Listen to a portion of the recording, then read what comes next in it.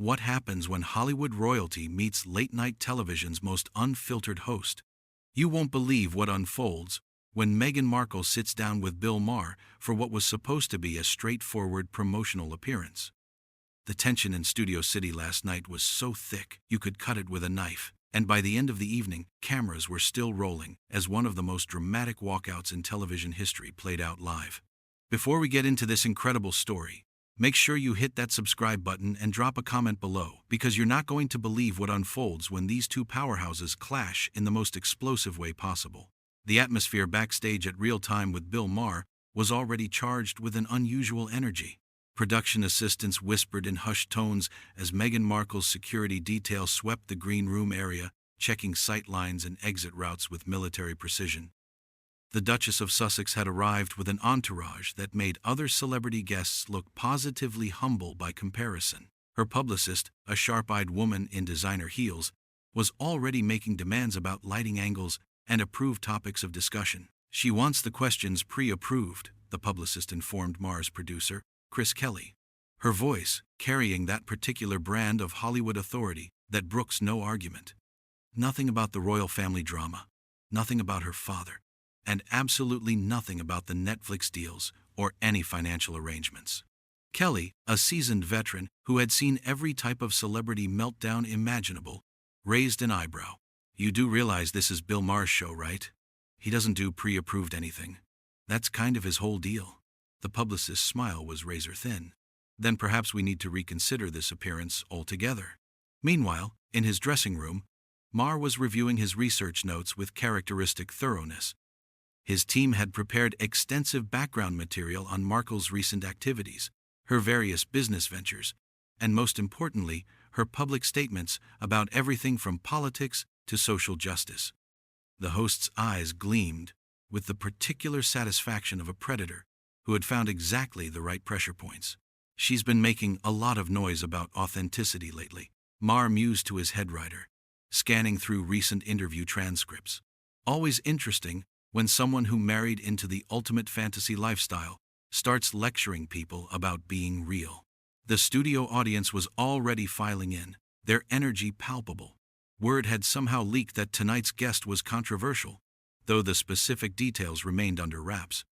The demographic skewed older, whiter, and decidedly more conservative than typical Hollywood audiences, exactly the kind of crowd that had strong opinions about Meghan Markle's place in American culture. As showtime approached, the tension backstage reached fever pitch. Markle's team had already clashed twice with production staff over camera angles and seating arrangements. The Duchess herself remained largely silent during these exchanges, but her body language spoke volumes.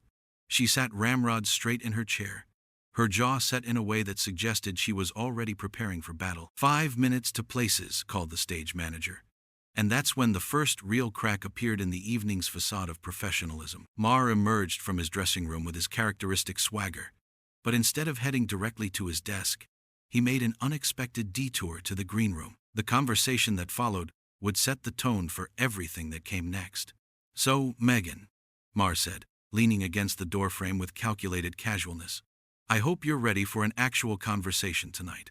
I know you're used to softball interviews where everyone pretends your shit doesn't stink, but that's not really my style." The silence that followed was deafening. Markle's publicist started to interject, but the Duchess held up a perfectly manicured hand to silence her. When she finally spoke, her voice was controlled but carried an unmistakable edge. "I'm sorry. Are you under the impression that I'm some kind of amateur who can't handle tough questions? Because I can assure you, Mr. Maher, I've dealt with far more challenging situations than anything you could possibly throw at me." Maher's grin widened. "Oh, I'm counting on it. See you out there, Your Highness." The title was delivered with just enough sarcasm to sting, and as Maher walked away, the temperature in the green room seemed to drop several degrees. Markle's team exchanged nervous glances, but their client's expression had shifted into something harder, more determined. Whatever facade of cooperative celebrity she might have planned to present was already cracking. "Places, everyone," came the call over the intercom, and as the studio lights blazed to life, both host and guest prepared for what would become one of the most contentious interviews in late-night television history. The opening monologue proceeded without incident. Maher delivering his usual blend of political commentary and cultural observation to appreciative laughter from the audience. But there was an undercurrent of anticipation in the room, a sense that everyone was waiting for the main event. When Maher finally turned to introduce his guest, his smile had a predatory quality that regular viewers would recognize as a warning sign. My guest tonight is someone who's never shy about sharing her opinions on everything from politics to social justice to the proper way to cut ties with your family. Please welcome Meghan Markle, the Duchess of Sussex. The applause was polite but notably lukewarm as Markle emerged from backstage, her smile perfect but her eyes already scanning Maher's face for signs of the ambush she clearly sensed coming. She settled into the guest chair with practiced grace, but even the most casual observer could see the tension in her shoulders.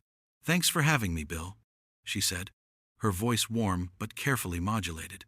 "Oh, the pleasure's all mine," Maher replied, and somehow made it sound like a threat. "So Meghan, let's start with something simple. You've been very vocal lately about authenticity and being true to yourself. How do you square that with, well, everything about your public persona?"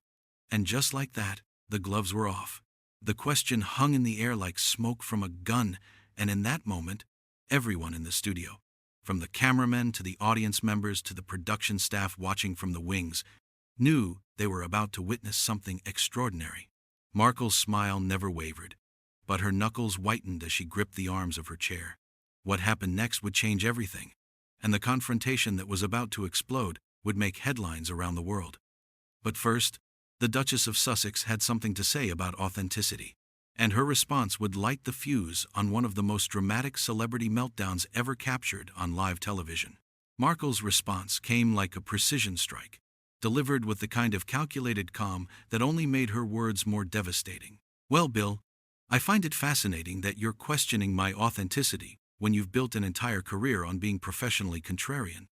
At least when I speak about social justice and human rights, I'm not doing it for applause from an audience that pays to watch me tear people down for entertainment." The studio fell dead silent. Even Maher, rarely caught off guard, blinked twice before his trademark smirk returned. But something had shifted in the room's atmosphere. This wasn't going to be the usual celebrity promotional dance, and everyone could feel it.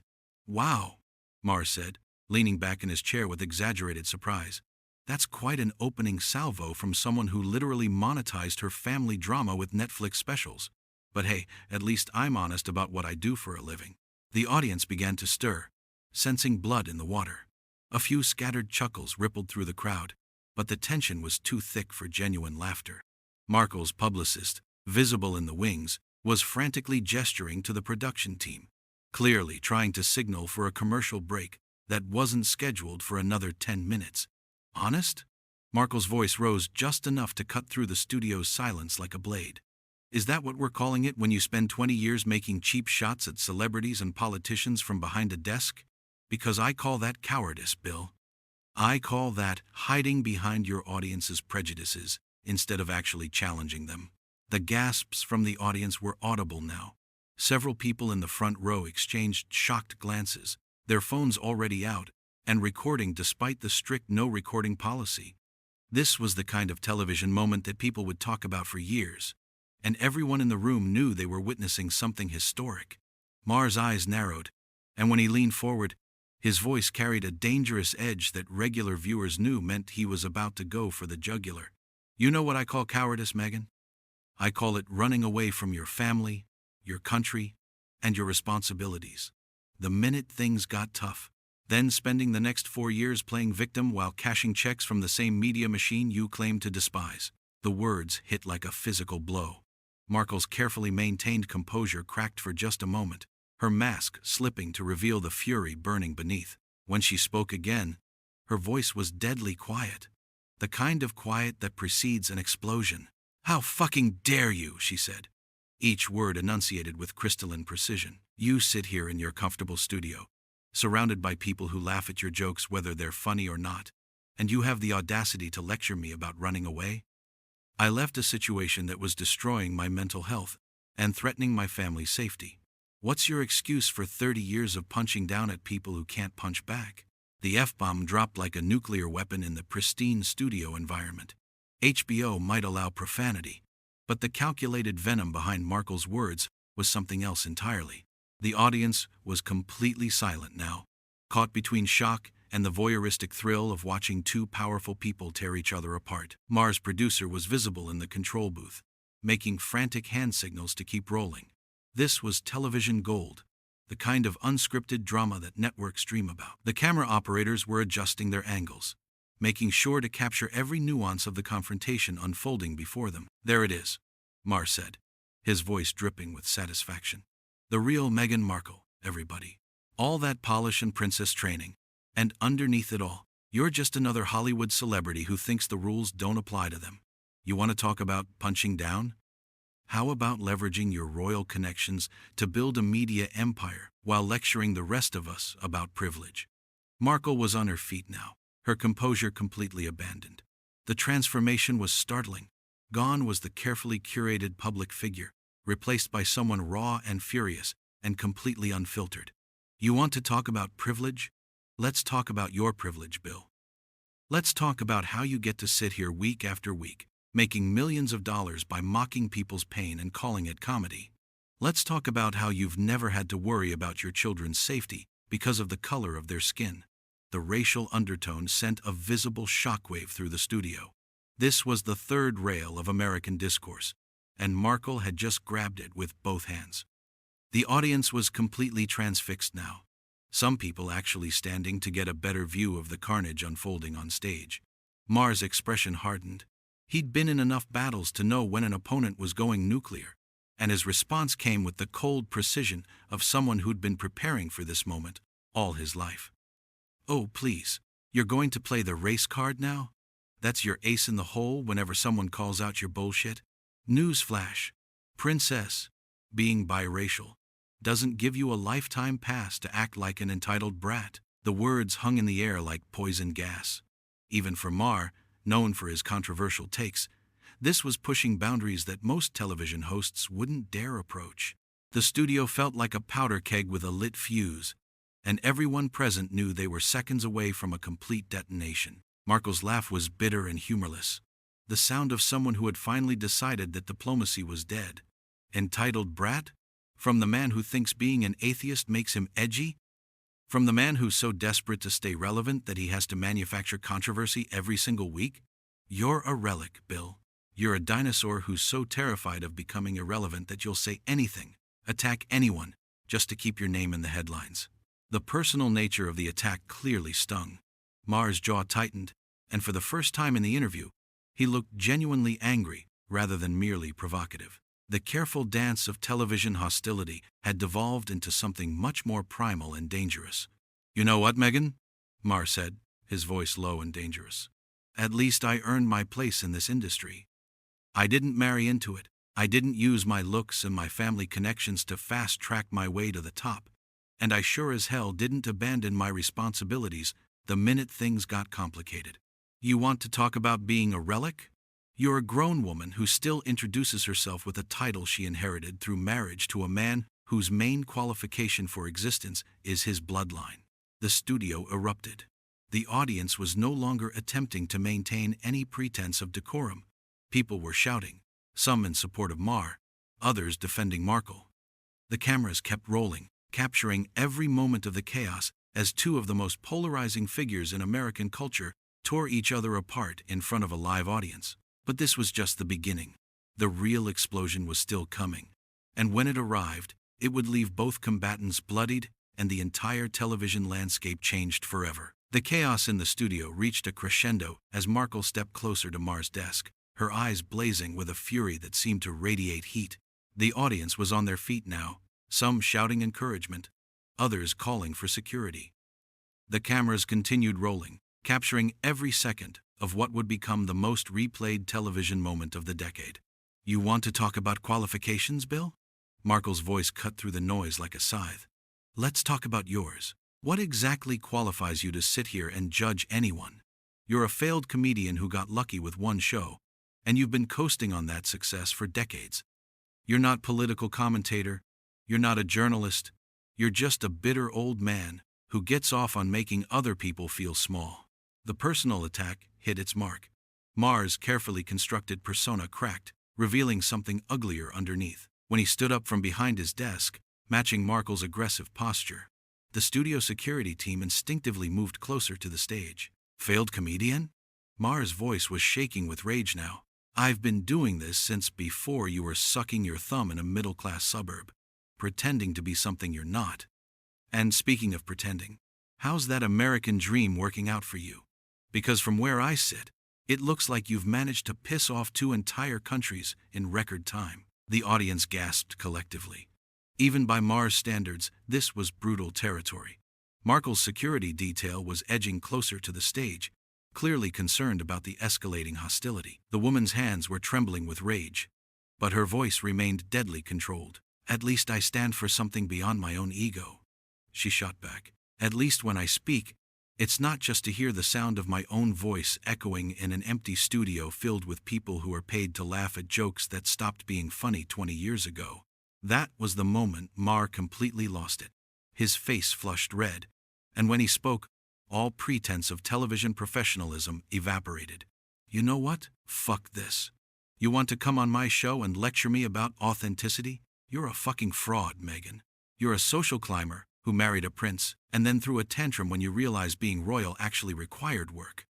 You're everything that's wrong with celebrity culture wrapped up in designer clothes and fake humanitarian bullshit. The studio erupted into complete pandemonium. The audience was screaming, some rushing toward the exits, others trying to get closer to the action. Production assistants were running between cameras, clearly receiving conflicting instructions about whether to keep rolling or cut to commercial. The whole carefully orchestrated world of television had collapsed into pure, unfiltered chaos. But Markle wasn't finished. If anything, Maher's nuclear option had only fueled her fire. She moved even closer to his desk, her voice rising above the din with the kind of projection that comes from years of public speaking. You want to call me a fraud? Look in the fucking mirror, Bill. You're a 60-year-old bachelor who's never committed to anything in his life except his own narcissism. You mock marriage, you mock family, you mock any kind of human connection that requires actual sacrifice or growth. You're not edgy. You're not brave. You're just pathetic. You're a lonely old man who mistakes cynicism for intelligence and cruelty for comedy. The words hit like physical blows. Several audience members were openly sobbing now, overwhelmed by the raw emotion and viciousness of the exchange. The cameras kept rolling, but the operators looked shell-shocked, as if they couldn't quite believe what they were capturing.